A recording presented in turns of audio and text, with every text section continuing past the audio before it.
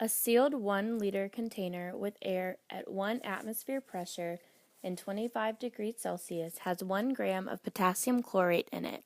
The potassium chlorate is heated and decompresses as 1 mole of potassium chlorate yields 1 mole of potassium chloride and 1.5 moles of oxygen gas. What is the pressure after everything has been brought back to 25 degrees Celsius? First, we must find how many moles of air there are. We can do this by using the ideal gas equation, PV equals nRT. If we rearrange the equation to solve for moles, we get N equals PV divided by RT.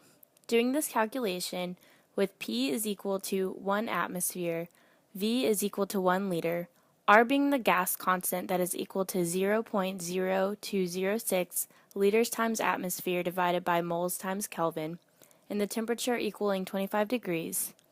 But we have to convert this temperature to Kelvin by adding 273 to 25 to get 298 Kelvin. By doing this calculation, we find that 0.0409 moles of air are present. Then we must find the moles of oxygen gas, which is the only compound besides air that exerts a pressure that has a volume that we must consider. If we have 1 gram of potassium chlorate, we can use simple stoichiometry to find how many moles of oxygen gas there are. Since the molar mass of potassium chlorate is 122.55 grams per mole, and the molar ratio between potassium chlorate and oxygen gas is 1 to 1.5, we find that there are 0.01224 moles of oxygen gas. To find the total pressure, we once again use the ideal gas law equation, rearranging it so that P is equal to nRT over V. Adding the moles of oxygen gas in the air, we get a total of 0.05314 moles.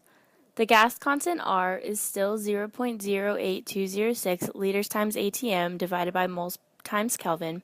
The temperature is 298 Kelvin, and the volume remains 1 liter, since the volume of 1 gram of any solid is very small relative to the volume of a container, so we don't account for its effect on the volume of the gas. Plugging in all the numbers, we find that the total pressure of the system is 1.3 atmosphere.